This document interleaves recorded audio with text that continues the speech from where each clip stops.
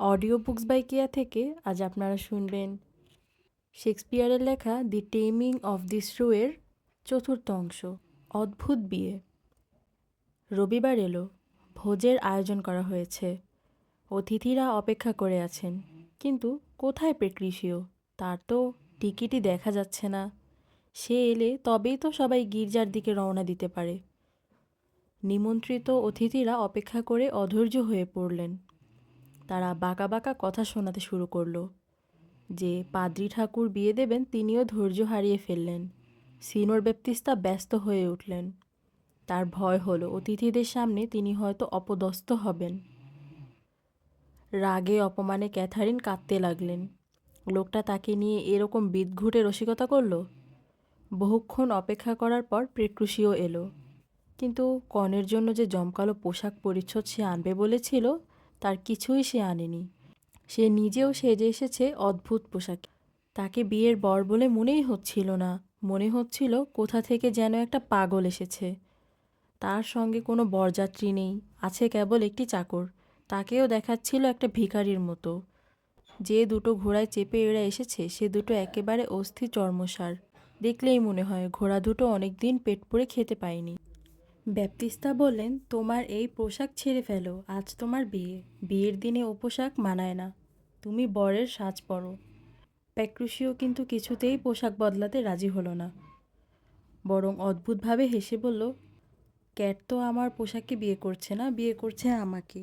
কিছুতেই যখন পেক্রুসিওর মত পাল্টানো গেল না তখন সবাই হাল ছেড়ে দিল। কি আর করা যাবে, যাক বিয়েটা তো হয়ে যাক। বিয়ের অনুষ্ঠানের জন্য সবাই গির্জায় চলল।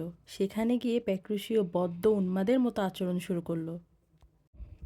পুরোহিত ক্যাথারিনকে জিজ্ঞেস করলেন, তুমি কি প্যাক্রুসিওর পত্নী হতে সম্মত আছো? ক্যাথারিন কোনো উত্তর দেবার আগেই প্যাক্রিসিও চিৎকার করে বলে উঠল, হ্যাঁ হ্যাঁ, খুব সম্মত আছে, আনন্দের সঙ্গেই সম্মত আছে। সে এমন জোরে চিৎকার শুরু করলো যে পাদ্রী ঠাকুর আঁতকে উঠলেন।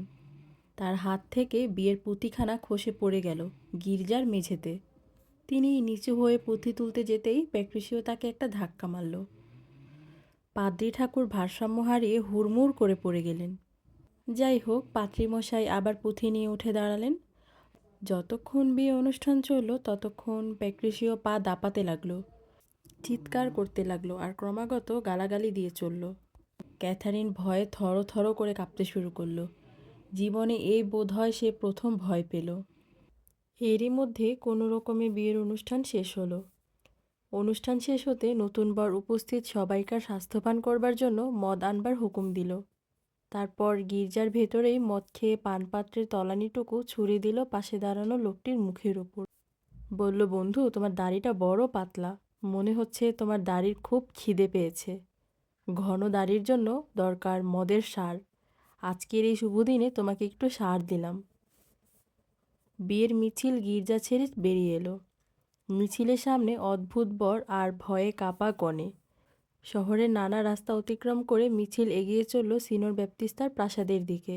সারাটা পথ ধরে প্যাক্রিসিও পাগলের মতো হাসতে লাগলো, চিৎকার করতে লাগলো। স্বামীর অদ্ভুত আচরণে ক্যাথারিনের মাথাটা লজ্জায় হেঁট হয়ে গেল। শেষ পর্যন্ত মিছিলটা পৌঁছে গেল সিনোর ব্যাপ্তিস্তার প্রাসাদে।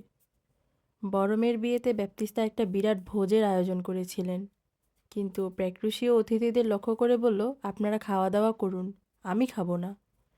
আমার আর এক মুহূর্ত এখানে অপেক্ষা করলে চলবে না।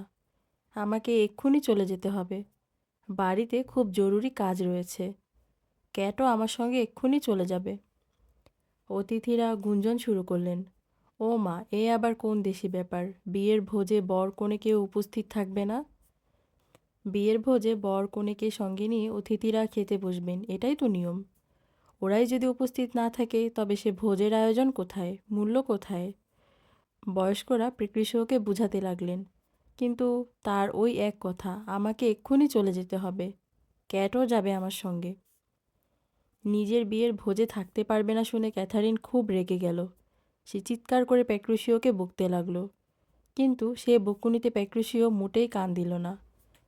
সে বরং মিষ্টি কথায় তুষ্ট করবার চেষ্টা করতে লাগলো নতুন বউকে। ব্যাপ্তিস্তা এবং নিয়ন্ত্রিত অতিথিরাও ক্যাথারিনকে স্বামীর সঙ্গে যাবার জন্যই উপদেশ দিলেন, কারণ বিয়ে যখন হয়ে গিয়েছে তখন স্বামীর সঙ্গে না গেলে সেটা খুব নিন্দার বিষয় হবে। অজ্ঞতা, নিতান্ত অনিচ্ছা সত্ত্বেও ক্যাথারিনকে রাজি হতে হলো। প্যাক্রুসিও খুশি হয়ে চাকরকে 3টি ঘোড়া তৈরি করার জন্য আদেশ দিল। ঘোড়া? হ্যাঁ, ওগুলো ঘোড়াই, কিন্তু হাড় আর চামড়া ছাড়া ওদের শরীরে আর কিছু নেই। এরকম একটা হাড়সর্বস্ব ঘোড়ায় ক্যাথারিনকে বসিয়ে প্যাক্রুসিও চলল এবং তার চাকর একই রকমে আরও 2টো ঘোড়ার উপর চেপে বসল। তারপর এবড়ো থেবড়ো কাদায় ভরা পথ ধরা সেই বিচিত্র বাহন 3টি খুটখুট করে এগিয়ে চলল। প্যাক্রুসিও ঘোড়া 3টিকে অভিসম্পাত করতে লাগলো, চিৎকার করে জোরে ছুটবার ইঙ্গিত করতে লাগলো। কিন্তু জোরে ছুটবে কি করে? বেচারা পশু 3টিকে দেখে মনে হচ্ছিল যে কোনো মুহূর্তে বোঝার ভারে প্রাণ হারিয়ে ওরা মাটিতে লুটিয়ে পড়তে পারে। পরবর্তী পার্ট খুব শীঘ্রই আসছে। আপনাদের গল্পটা কেমন লাগলো অবশ্যই কমেন্টে জানিয়ে যাবেন।